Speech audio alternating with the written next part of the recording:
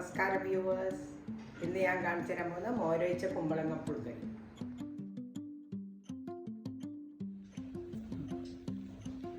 വെള്ളരിക്ക പുളിങ്കറിക്ക് കുമ്പളങ്ങ പുളിങ്കറിയാണ്. കുമ്പളങ്ങ മോരൊഴിച്ച് വെച്ചത് അതാണ് ഇന്ന്. അപ്പോൾ അതിന് വേണ്ടിയിട്ട് ഒരു പിന്നെ അര കിലോ തന്നെ ഇല്ല, 350 ഗ്രാം കുമ്പളങ്ങ ചെറുങ്ങനെ ഇതേപോലെ മുറിച്ചിട്ട്, പിന്നെ ഒരു 1/2 ടീസ്പൂൺ മഞ്ഞൾപ്പൊടി, ഇത് വേവിക്കാനിടാനുള്ളതാണ്. കുറച്ച് ഉപ്പും ഇട്ട് പച്ചമുളക് ഒരു 6 5 ഉള്ളൂ ചീന്തി ഇട്ടിട്ട് വേവിക്കാൻ വെക്കുക. പച്ചമുളക് 5-6 ചീന്തി ഇട്ടിട്ട് വേവിക്കാൻ വെക്കുക.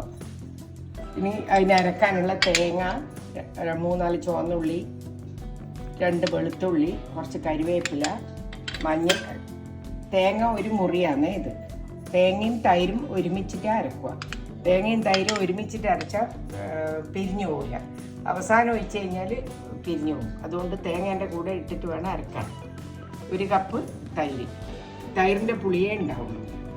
പിന്നെ അതിൻ്റെ കൂടെ പിന്നെ അരക്കുമ്പോൾ ഇടാനുള്ളതാണ് ഈ കാശ്മീരി ചില്ലിയും കളറ് കിട്ടാൻ വേണ്ടിയിട്ട് 1/2 ടീസ്പൂൺ മഞ്ഞൾപ്പൊടി, 1/2 ടീസ്പൂണ്, മറ്റേതും 1/2 ടീസ്പൂൺ.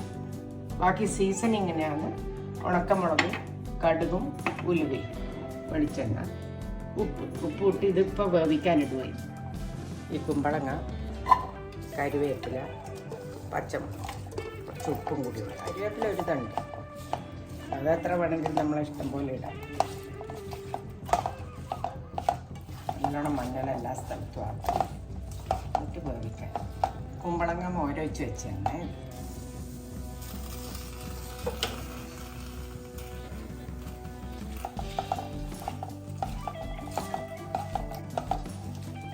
കുമ്പളങ്ങ എന്ന് പറഞ്ഞ ഇളവൻ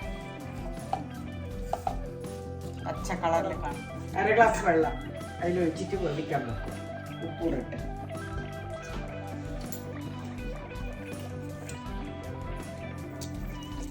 ഒരു ടീസ്പൂൺ ഉപ്പിട്ട് മഞ്ഞൾപ്പൊടി ഇട്ട് പിന്നെ വേവിക്കാനിട്ട് 1 ഗ്ലാസ് വെള്ളം ഒഴിച്ചിട്ട് വേവിക്കാനിട്ട്.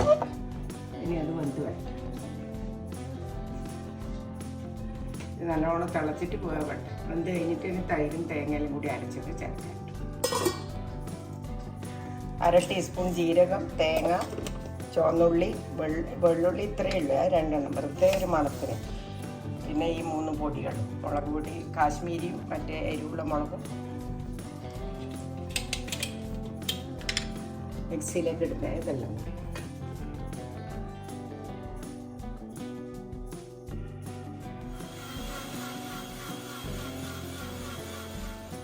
വെണ്ണ പോലെ അരിയാണ് ഇത്. ഇത് തിളച്ചിട്ടേ ഉള്ളൂ, വേഗം വേവും. ആഷ് ഗോൾഡിന് അങ്ങനത്തെ ഒരു ഗുണമുണ്ട്, പെട്ടെന്നാവും.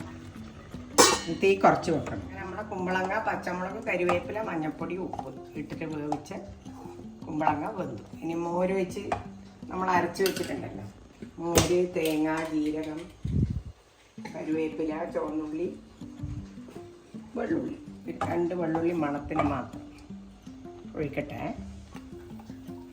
അത് പിരിഞ്ഞു പോകുന്നുള്ള പേടിയൊന്നും വേണ്ട. തേങ്ങ കൂട്ടി അരച്ചാൽ പിരിഞ്ഞൊന്നും പോകില്ല.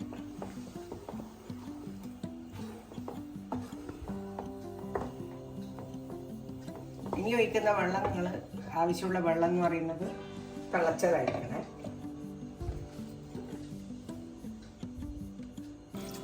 ഒരു 1/2 ഗ്ലാസ് എടുത്തിട്ടുണ്ട്. വേവിക്കാൻ നമ്മൾ 1/2 ഗ്ലാസ് വെള്ളം എടുത്തു. ഇപ്പം മിക്സി കഴുകിയിട്ടും എല്ലാം കൂടിയിട്ട് കുറച്ചും കൂടി വെള്ളം ആവശ്യമുള്ളത് കൊണ്ട് ഞാൻ 1/2 ഗ്ലാസും കൂടി ഒഴിച്ചിട്ടുണ്ട്. ഇതിന് ഇത്രയും വേണ്ട. ഇതിന് തിളക്കുമ്പോൾ കടുക്, ഉലുവ, മുളക് വറവ്,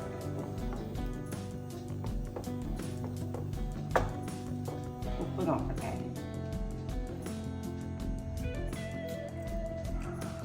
കുറച്ച് വേണം.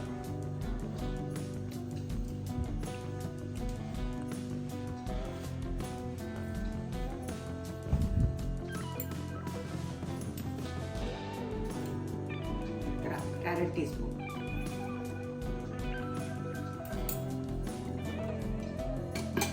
ചെറിയ തീയിൽ വെച്ചിട്ട് പിന്നെ തേങ്ങ അരച്ചതെല്ലാം ചേർത്താൽ മതി. എന്നുവെച്ചാൽ വെന്ത് കഴിഞ്ഞല്ലോ, കാണ്ട് പടപടാ തീ വേണ്ട.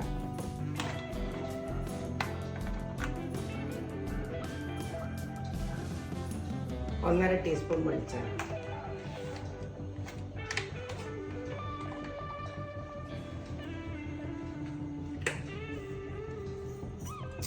ഒരു ടീസ്പൂൺ കടുക്,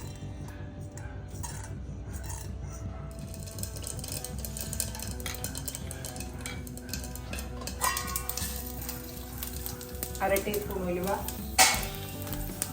1 ടീസ്പൂൺ കടുക്, 3 ഉണക്കമുളക്.